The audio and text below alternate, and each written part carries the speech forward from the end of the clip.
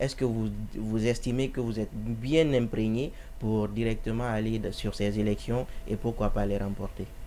Évidemment, à cœur vaillant, rien n'est impossible. Voilà. Ça, c'est un. Et deuxièmement, avec l'expérience que nous avons, je vous dis que nous sommes fin prêts.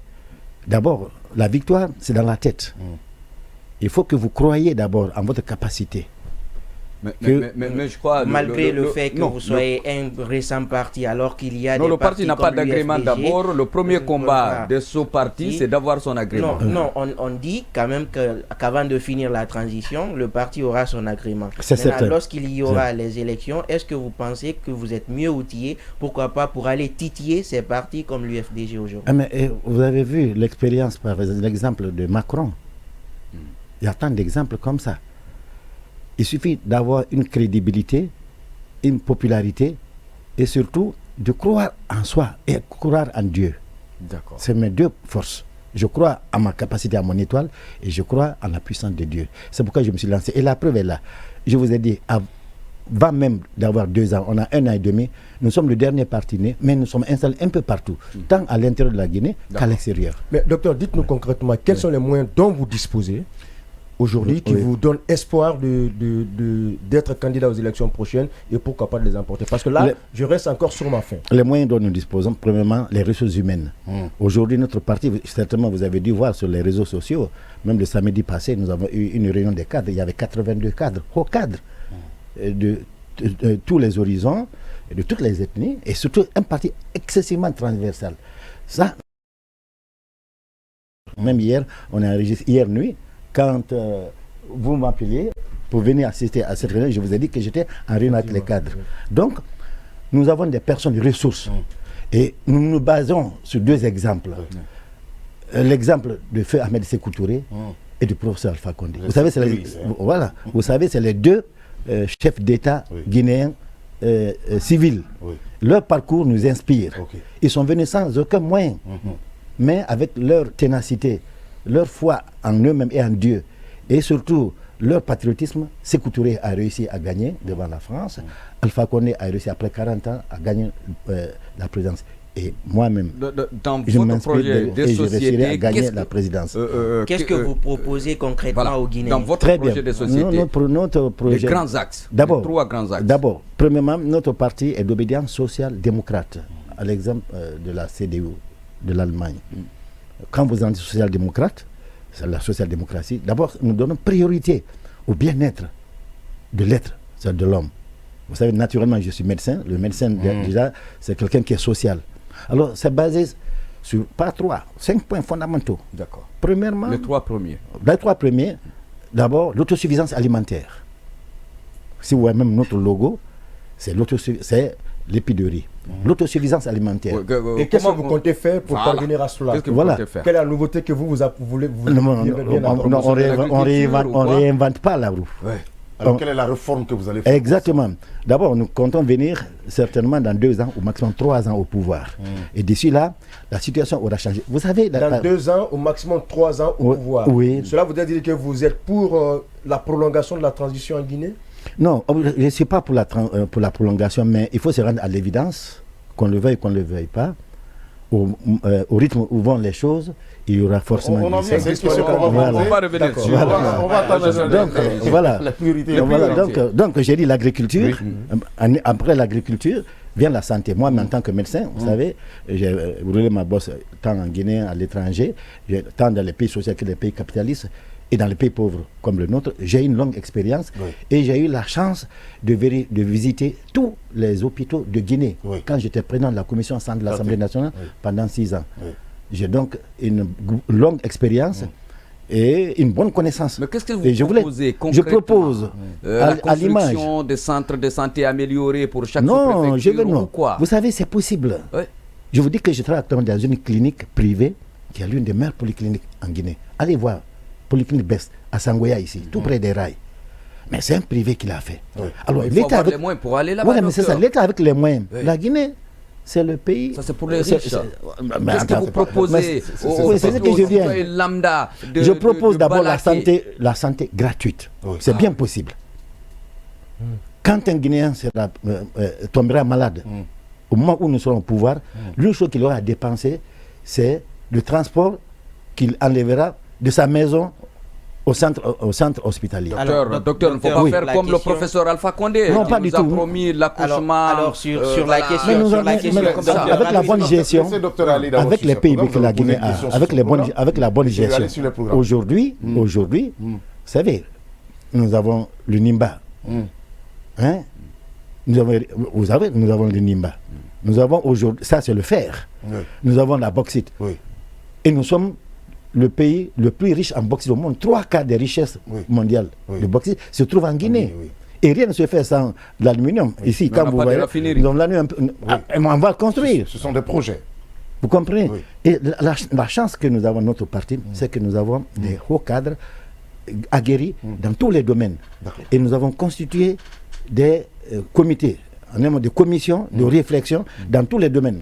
Domaine de médecine, il y a les médecins, domaine de l'agriculture, il y a les agriculteurs, les ingénieurs agronomes, domaine par exemple de la construction. Nous avons d'abord ma première vice-présidente, la première vice-présidente du parti ACP, elle a été la première femme architecte de Guinée, Fatou Bari. Et elle était avec moi à Cuba, major de sa promotion aussi.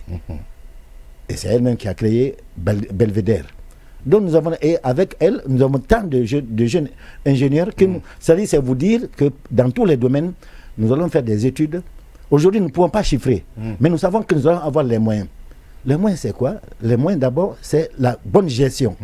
C'est la bonne gestion. Au lieu que certains empochent des milliards pour eux-mêmes, nous, personne n'empochera des milliards. Parce que ce sera une gestion vertueuse, transparente, avec redevabilité. Tout comme l'a été Ahmed Sékou Touré, paix à son âme. Mais docteur, toujours c'est les mêmes propos avec les autres partis politiques, avec les autres leaders. Qu'est-ce qui fait là la différence de vous, comment dire, la différence entre vous et les autres? C'est le même. Premièrement, ma personne. Parce que l'exemple vient d'en haut, l'imitation d'en bas. Mon expérience, d'abord j'ai été syndicaliste pendant 15 ans, à la tête d'une ONG pendant 5 ans, dans un des plus grands partis politiques de Guinée pendant 15 ans, député pendant 6 ans, avec l'expérience que je connais la nation et que je ne traîne aucune casserole, et enfin que je suis un Guinéen tout court. D'accord. Voilà. Là, on va rapidement partir parce qu'avec le temps, c'était super bien de parler beaucoup plus du parti, du projet de société du docteur. On n'a pas fini encore, on a parlé de l'agriculture, de la santé. Au moment de la campagne électorale, d'accord, il n'y a pas de problème. Il n'y a pas de problème. On va parler un peu de l'actualité. Il est très alléchant, mon projet de société, je vous assure. Aujourd'hui, docteur, on a vu l'évaluation gouvernementale. Oui. Et on a vu également le discours du Premier ministre. Oui. Quel crédit vous accordez à ce résultat? Bon, vous savez, d'abord moi j'apprécie très bien, parce que c'est une première. Il y a eu des évaluations, mais personne n'a su qu'il y a eu évaluation. Oui, sous l'ère Biavogui, il y avait eu une autre évaluation qui n'a pas été rendue publique. Mais je dis première au compte du CNRD. D'accord. Oui, je parle de Mohamed Biavogui. Oui, je sais. Une autre évaluation. Oui, Biavogui était le premier ministre du CNRD. Oui. Donc c'est toujours le premier ministre du CNRD.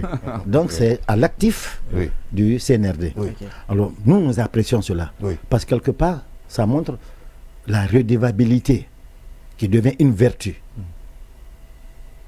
Et quand c'est aussi exposé devant, surtout la presse privée, on a confiance. Mais docteur, c'est des statistiques qu'on a données. On a dit qu'il y a un ministère qui a récolté 0 points. Non, j'ai dit docteur, justement. Pourquoi ils n'ont pas nommé ce ministère? Sur la question, d'abord, déjà, qui fait l'évaluation? C'est le gouvernement qui s'évalue pour mettre sur la place publique. Est-ce que vous estimez que ce gouvernement-là aurait pu s'attribuer une mauvaise note à l'image et mettre sur la place publique, ou est-ce que vous aurez suggéré que ce soit un cabinet indépendant ou que le CNT soit associé à cette évaluation? Attention, est-ce que quand en France on évalue les structures, ils vont faire appel au cabinet étranger? Non, nous avons 65 ans d'indépendance. Nous avons des ressources humaines hautement qualifiées, dignes, et qui ont prouvé leur maturité et leur patriotisme. 2 exemples. Les dames, Madame Amélie Diaby Elle était du gouvernement. Émilie. Oui, la fille de... Qui a été ministre des infrastructures. Au temps de Alpha Condé. Vous comprenez? La dernière ministre. Jusqu'à présent, qui sert le CNRD. Exactement. Vous comprenez? Elle, c'est un exemple de bonne gestion, de transparence et surtout de compétence, parce qu'elle servait dans les institutions internationales.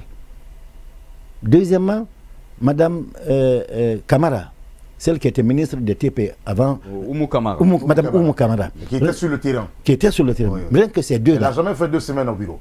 Et rien que ces deux-là, insuffle la confiance. Et quand vous prenez les autres maintenant, individuellement pris, c'est des gens qui ont vraiment un casier judiciaire propre, qui ont une expérience, qui ont une connaissance, une compétence et qui connaissent le pays. Et la preuve qu'on peut s'auto-évaluer, ça a été mis à la place publique. On est allé même à dire qu'il y a un ministère qui a eu zéro. Mais pourquoi ne pas nommer ce ministère? C'est des statistiques. Voilà, mais vous savez, ce n'est pas l'examen final. C'est comme quand vous devez...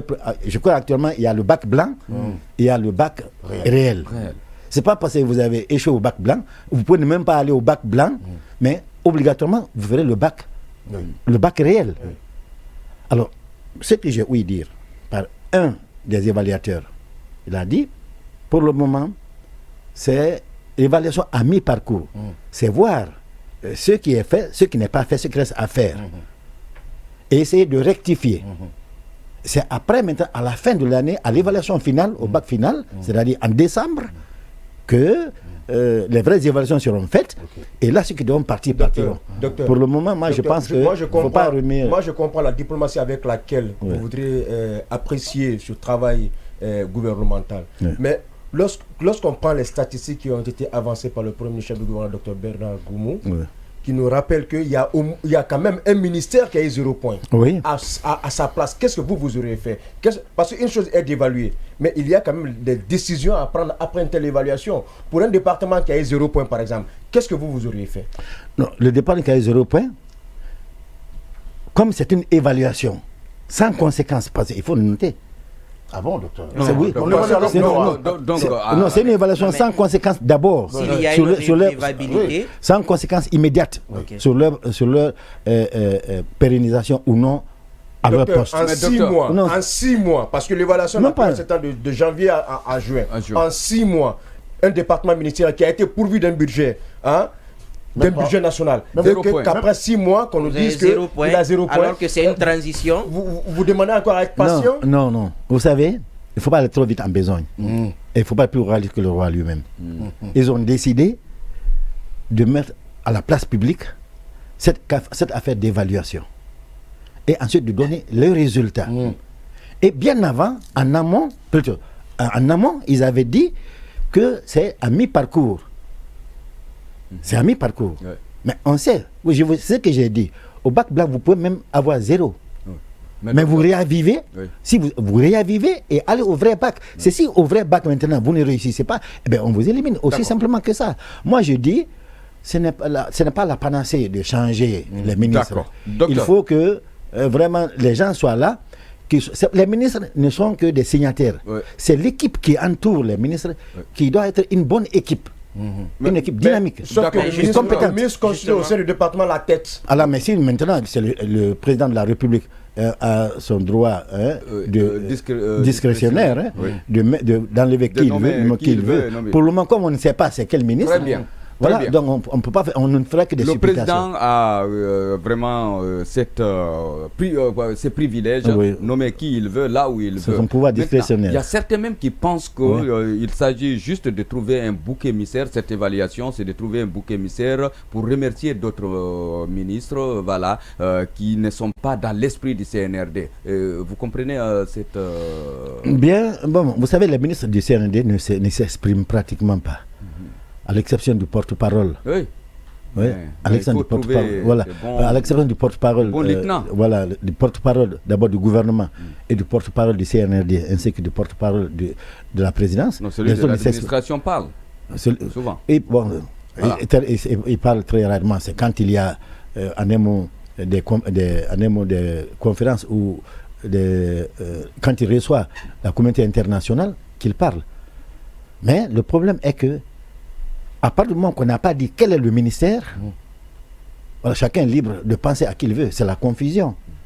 Mais restons sereins. Il y a certains aussi qui pensent que c'est une manière de détourner le regard de l'opinion sur les problèmes surtout brûlants, le panier de la ménagère, le respect du chronogramme et surtout voilà, les sujets brûlants de l'actualité. Non, mais ça, ce n'est pas si important comme pour occulter les vrais sujets brûlants. Non, ce n'est pas si important. Aujourd'hui, on parle de cette évaluation.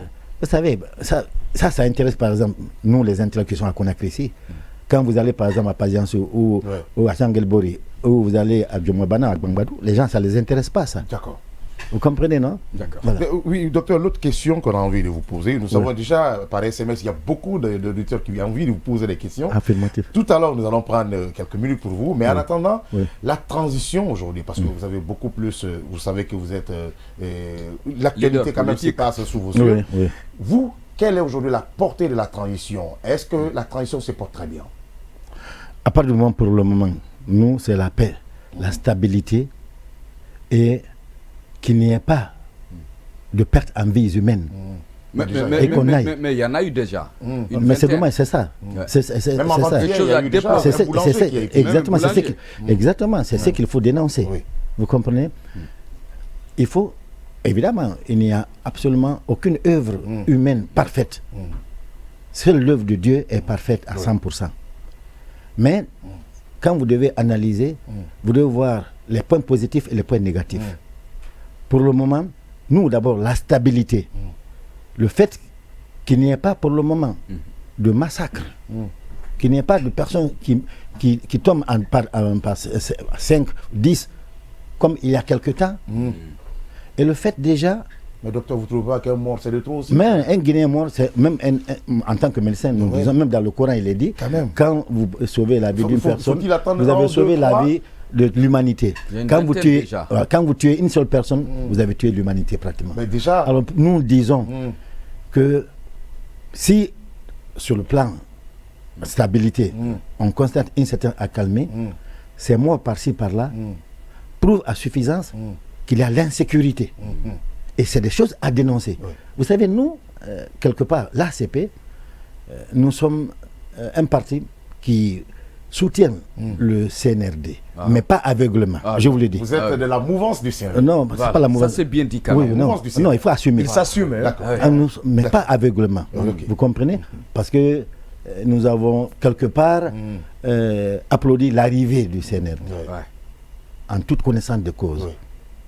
Et donc, nous sommes obligés, quelque part, d'assumer. Et si nous avons... D'assumer votre position. Exactement. Donc nous soutenons le CNRD pour qu'ils réussissent. Et c'est pour cette raison, les actions positives qu'ils poseront, nous les magnifierons. Mais quand il y a des actions négatives, telles que l'insécurité que nous sommes en train de voir, nous dénoncerons et nous ferons des propositions, sans passer par la manière forte. D'accord. Voilà. L'autre question aussi qu'on va vous poser, puisque vous êtes du côté de la mouvance du CNRD, le côté de la justice aujourd'hui, est-ce que vous dénoncez exactement les bavures judiciaires qui se passent aujourd'hui en République de Guinée?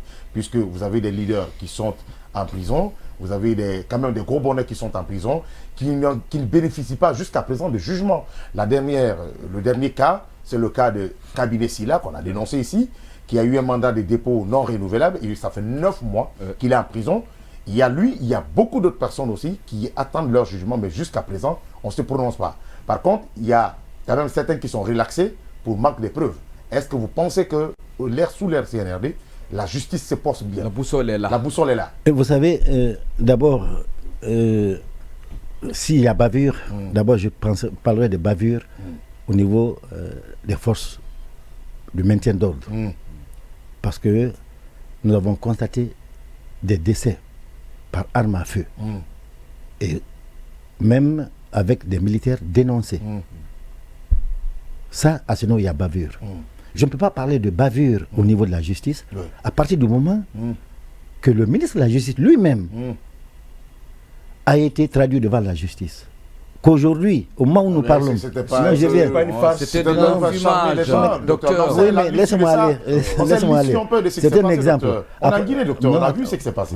Vous savez, il ne faut pas avoir des préjugés. Non, pas de préjugés. Ici, on n'est pas géré, docteur. Il ne faut pas avoir des préjugés. Et il ne faut pas. Docteur, on voudrait mettre carte sur table. Oui.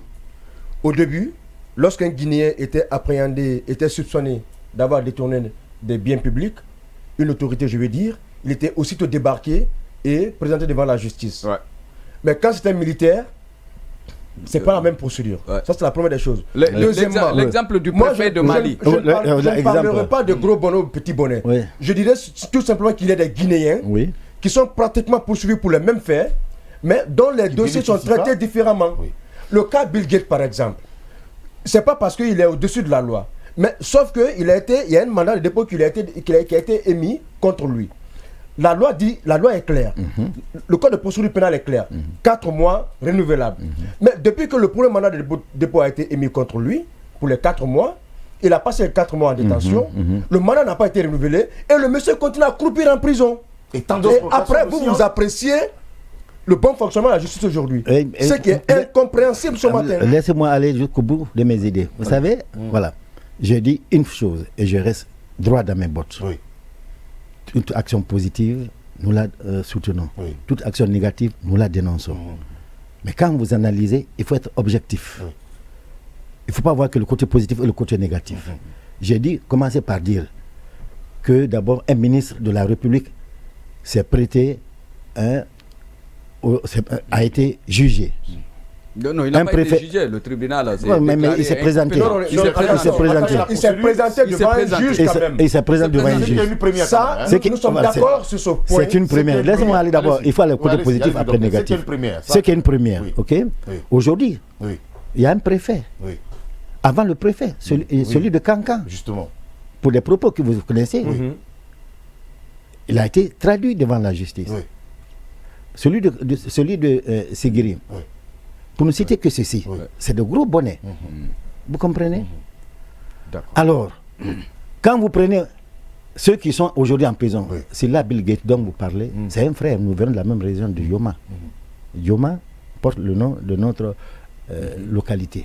C'est un frère. J'ai de la peine pour lui. Mais écoutez très bien, dans le gouvernement de M. Alpha Condé, combien de ministres il y avait? Aujourd'hui, où se trouve Thibaut Camara? Il est là. Où se trouve Bano Barry? Il est là. Où se trouve, pour ne citer que ces deux par exemple, où se trouve Bourima Condé? Il est là.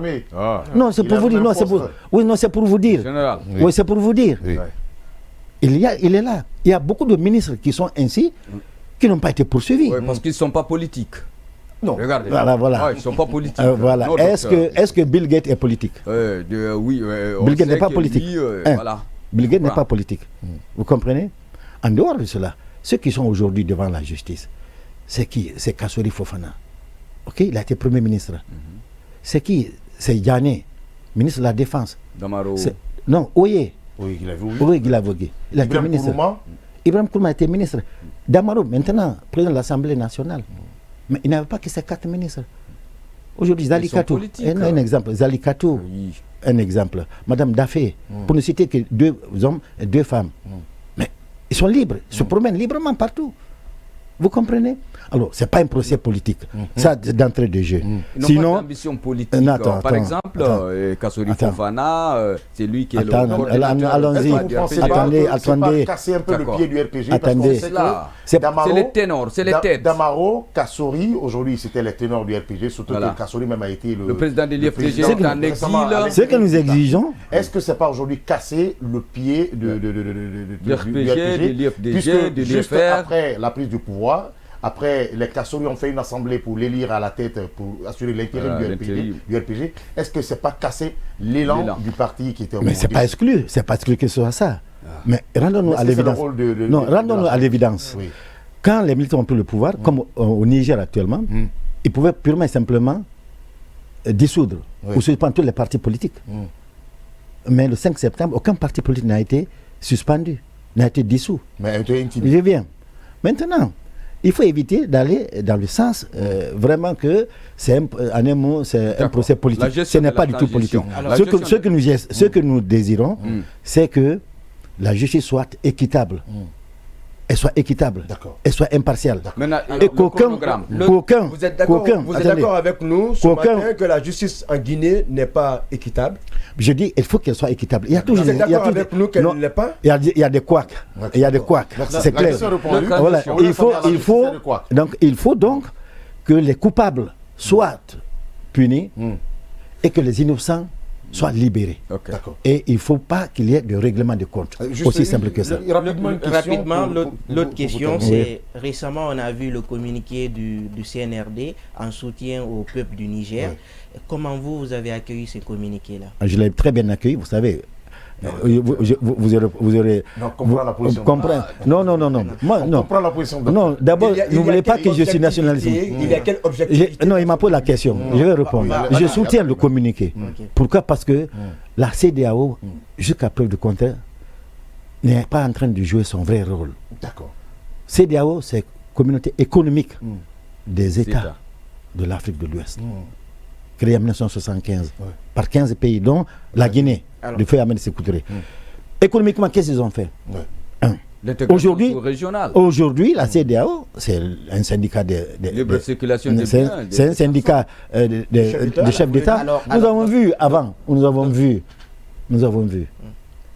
Si la CEDEAO voulait vraiment montrer les muscles, il devait aller aider le peuple malien à bouter hors de leur territoire les djihadistes. Il devait aller avec les forces pour bouter hors pour bouter avant Wagner, pour bouter hors du territoire burkinabé et les djihadistes. Vous comprenez? Aujourd'hui, je viens bien. Aujourd'hui, voilà. on veut attaquer, on veut aller étrangler un peuple. Il faut se mettre. Si on ne met pas un trait, en tant que promoteur de la démocratie, est-ce qu'aujourd'hui vous condamnez ce coup d'État au Niger?